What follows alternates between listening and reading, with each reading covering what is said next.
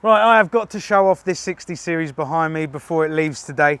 Now, this is a 6-month 1985 HJ60.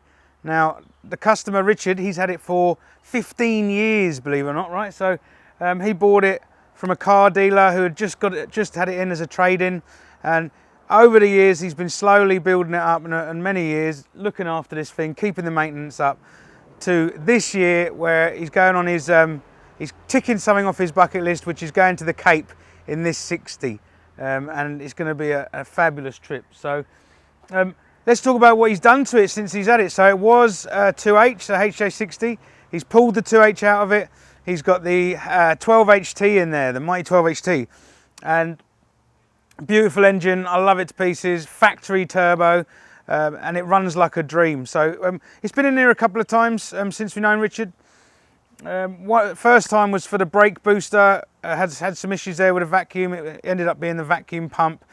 And this time it's been in to get ready for the Cape. Now we've done right through the mechanicals, right through the transmission and all the driveline. So we've done swivel hubs. It's got new CVs in there.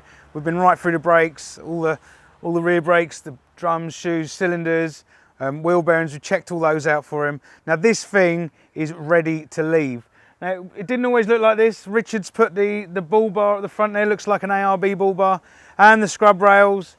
He's got the UHF aerial up the front there as well. And he's got a winch. He's going to need that maybe up at the Cape. So we've got the Maxxis Big Horns 32s on there. Also, Richard's recently put the EFS 2-inch lift all the way through there, with anti-inversion shackles. Give it the stance that it's got. We've got the rear bar for protecting the rear. And we've also got, about 18 months ago, he's cut a bit of rust out of this. So we had a bit just behind the rear wheel there, and he's had a few bits cut out of the roof. So looking stunning at the minute, and you've got to love the decals up the side of it as well. So let's go inside and have a look what's going on in there. Just check it out in here. This thing is immaculate. There's no cracks in the dash. It's just basically how it was. Apart from, we've got an aftermarket stereo, we've got UHF sitting up here on the top of the dash pad.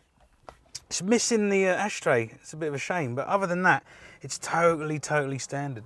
We've got an EGT gauge here. It's factory turbo. We don't really need any more information than that. We've got everything else up here in the cluster. Just check the gear knob here. Got the skull. That's awesome. Now, the interior itself is absolutely immaculate from its day. There's been no molesting. We've got some seat covers in here. I'm sure they're protecting the awesome seats underneath. I've got to say one thing in this vehicle.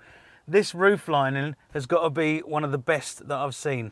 Now, I don't know, Richard's had it for 15 years. He's never touched it, had it done. I don't know if it was done before then, but it is absolutely immaculate. Best we've seen in MrLandcruiser, that's for sure. Now, other than that, we've got just a little drawers in the back.